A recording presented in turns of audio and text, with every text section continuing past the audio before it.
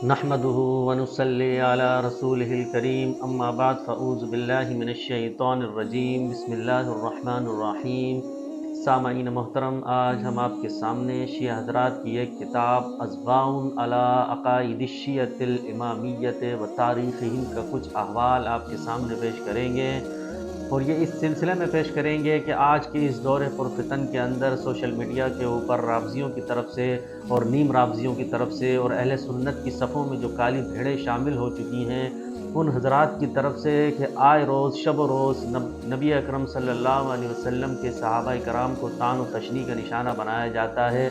توہین اور تنقیص کے پہلوؤں کو نکال کر عوام الناس کے سامنے اجاگر کیا جاتا ہے۔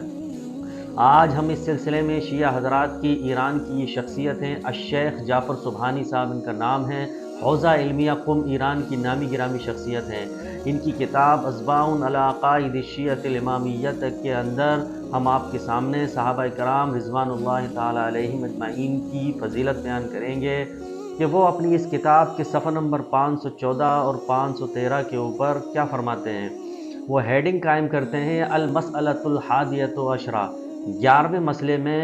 عدالت صحابت کلہم، صحابہ کرام کی عدالت اور انصاف اور ان کا حکم بیان کرتے ہیں کل صحابہ کرام کا۔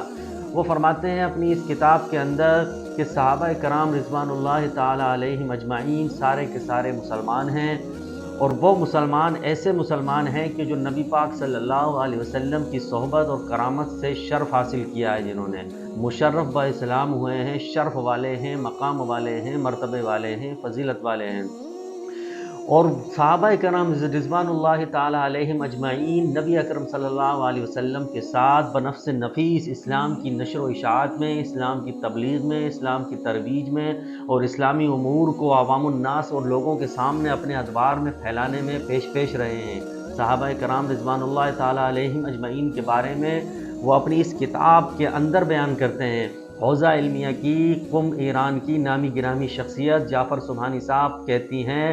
کہ ولما کان الکتاب و سنت ہما المصدرین رئیسین، کہ جب ہوں کتاب اور سنت دونوں مصادر، دونوں سورسز، دونوں مصادر قرآن و سنت رئیس ہوں، سردار ہوں، عند المسلمین جمیعا و شیعۃ منہم، تمام مسلمانوں کے نزدیک، اور شیعہ بھی اس بات کا اقرار کرتے ہیں، شیعوں کے نزدیک بھی، وبہدا نورہما، اور وہ یہ دونوں جو سورسز ہیں قرآن و سنت، یہ ہدایت ہیں، یہ نور ہیں، یہ روشنی ہیں۔ وہ اپنی اس بات کا اقرار کرتے ہیں کہ یہ دونوں نور ہیں، روشنی ہیں، ہدایت ہیں۔ اور آگے وہ فرماتے ہیں کہ جب یہ آیت مبارکہ نازل ہوئی ہے، کہ سورہ فتح کے اندر جو آیت مبارکہ نازل ہوئی ہے، نیچے جو بیعت والا واقعہ ہے، اس بارے میں وہ فرماتے ہیں کہ کس طریقے سے ایک مسلمان یہ بات کر سکتا ہے کہ نبی اکرم صلی اللہ علیہ وسلم کے اصحاب کے بارے میں جب وہ اس قسم کی باتیں کرتے ہیں اپنے چینلوں پر، اپنے پروگراموں میں، تو فلا بد ان تفیض عیناہ دمعا، تو وہ یہ کہتے ہیں کہ ان تفیض عیناہ دمعا، کہ ہماری آنکھیں جو ہیں خون کے آنسو روتی ہیں، ویرتعش قلبہ شوقا، اور ہمارے دل لرز اٹھتے ہیں اس بات سے کہ جب صحابہ کرام رضوان اللہ تعالی علیہم کی فضیلت قرآن اور سنت کے اندر موجود ہے اور قرآنی آیات اس بات پر گواہی دے رہی ہیں، تو پھر جب حال یہ ہو فیضا کان ھذا حال الصحابۃ فی الذکر الحکیم، کہ جب حال یہ ہو صحابہ کرام کا قرآن مجید اور فرقان حمید کے اندر آیتوں میں جب اس قسم کی فضیلت اور شانیں بیان کی گئی ہوں، تو فکیف یتجرأ مسلم علی تکفیر الصحابۃ ورمیمہم بالردۃ والزندیقۃ، تو کس طریقے سے جرت کر سکتا ہے ایک مسلمان شخص کہ ان کو کافر قرار دیا جائے، نعوذ باللہ، ان کی تکفیر کرے صحابہ کرام کی، یا ان کو نشانہ بنائے کسی اعتبار سے، یا انہیں زندیق کہے، یا او تفسیقہم جمیعا، یا ان کو فسق کا نشانہ بنایا جائے، انہیں فاسق کہا جائے۔ سبحانک ھذا بہتان عظیم، بریکٹ میں وہ لکھتے ہیں کہ یہ تو بہتان عظیم ہے، بہت بڑا جھوٹ ہے صحابہ کرام کے بارے میں۔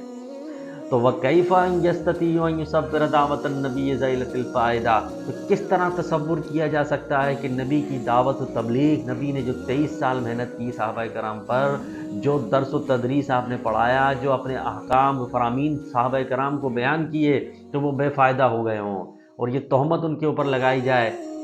جبکہ نبی پاک صلی اللہ علیہ وسلم کے ارشاد قوموں کے لیے اور امتوں کے لیے جب بیان کیے گئے ہیں، ان کو نجات کا ذریعہ نہ بنایا جائے، کس طریقے سے تصور کیا جا سکتا ہے؟ پھر آگے وہ کہتے ہیں کیف یجوز لمسلم ان یصف دعوتہ ویقول، اور کس طرح ایک مسلمان کے لیے جائز ہے یہ ایک وصف اختیار کرنا اس دعوت کے بارے میں اور یہ کہنا کہ انہ لم یہتد ولم یثبت، کہ ان کا نہ ایمان ثابت ہے اور نہ وہ ہدایت یافتہ ہیں،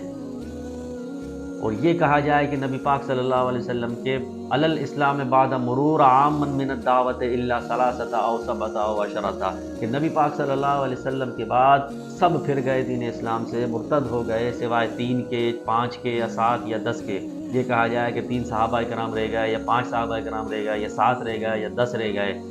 آگے لکھتے ہیں کہ ان ھذا لیس الا ہرا، بے شک یہ نہیں ہے مگر دھوکہ، فراڈ، مکاری، عیاری، وَكِذْبٌ رَخِيصٌ، اور جھوٹ ہے بہت بڑا یہ، لا تقبلہ العقول، اور اس بات کو نہ میری عقل قبول کرتی ہے۔ یہ جعفر سبحانی صاحب اپنی کتاب اصباح علی عقائد الشیعۃ الامامیہ کے اندر اس حقیقت کا اعتراف کر رہے ہیں۔ اب تنقیص صحابہ کے ناپاک جذبے نے، توہین صحابہ کے ناپاک جذبے نے روافظ کے قلوب اور روافظ سے متاثر اہل سنت کی صفوں میں نیم رافضی اور کالی بھیڑوں کے قلوب اس درجے مسخ کر دیے ہیں، اس درجے سیاہ کر دیے ہیں کہ اہانت اور توہین کا کوئی موقع ہاتھ سے خالی جانے نہیں دیتے۔ اس بات کا شکوہ اپنی جگہ پر ہے کہ جن لوگوں کی 10 انگلیاں اہانت صحابہ میں، توہین صحابہ میں، تنقیص صحابہ میں ڈوبی ہوئی ہوں، وہ دوسروں کے سفید اور شفاف دامن میں سرخ دھبا تلاش کرنے کی جستجو میں لگے رہتے ہیں۔ ان کا کام ہی یہی ہوتا ہے کہ کہیں سے کوئی روایت مل جائے، کہیں سے کوئی واقعہ مل جائے جو ہم اٹھا کے عوام الناس کے سامنے پیش کریں، دیکھو فلاں مقام پر رسول اللہ کے صحابہ نے یہ کر دیا، دیکھو فلاں مقام پر رسول اللہ کے صحابہ ایسے تھے، دیکھو فلاں مقام پر رسول اللہ کے صحابہ نے رسول اللہ کا ساتھ نہیں دیا۔ نعوذ باللہ، اس قسم کے پہلوؤں کو اجاگر کیا جاتا ہے۔ اب جعفر سبحانی صاحب اپنے عقیدے کا اظہار کر رہے ہیں،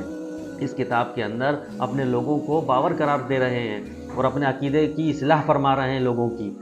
اور یہ ایران کے حوزہ علمیہ کی نامی گرامی شخصیت ہے، پاکستان کے شیعہ عالموں کا تو حال ہی برا ہے، وہ اس حقیقت کا اعتراف کر رہے ہیں۔ اب اگر پاکستان کا کوئی رافضی یا نیم رافضی اپنی مجالس میں، اپنے ذکر و اذکار کی محفل میں اپنی عوام الناس کو، اپنی قوم کے لوگوں کو اس کتاب کے حوالے سے اور صفحہ نمبر 514 اور 13 کا احوال اگر بیان کرے تو وہ نہیں کر سکتا، اس لیے کہ انہوں نے وہ اہل سنت والی بات ساری اس کتاب کے اندر رکھ دی ہے۔ جو عقائد قرآن و سنت میں اہل سنت کی کتابوں میں موجود ہیں صحابہ کرام کے بارے میں، انہوں نے وہی عقائد اور وہی نظریات اور وہی باتیں ساری اس کتاب کے اندر درج کی ہیں۔ اب اللہ تبارک و تعالی ہمیں حق سمجھنے کی توفیق عطا فرمائے، رافضیت اور رافضیت سے متاثر اہل سنت کی صفوں میں کالی بھیڑوں کے پروپیگنڈوں سے محفوظ فرمائے۔ آج سوشل میڈیا پر بیٹھ کر چینلوں پر طرح طرح کے رافضی اور نیم رافضی اس بات کو اجاگر کر رہے ہیں کہ رسول اللہ صلی اللہ علیہ وسلم کی صحابہ کرام کے ساتھ جو وابستگی ہے اس کو کم کرنے کی کوشش کی جا رہی ہے اور ان کے مقام اور مرتبے کو گھٹایا جا رہا ہے۔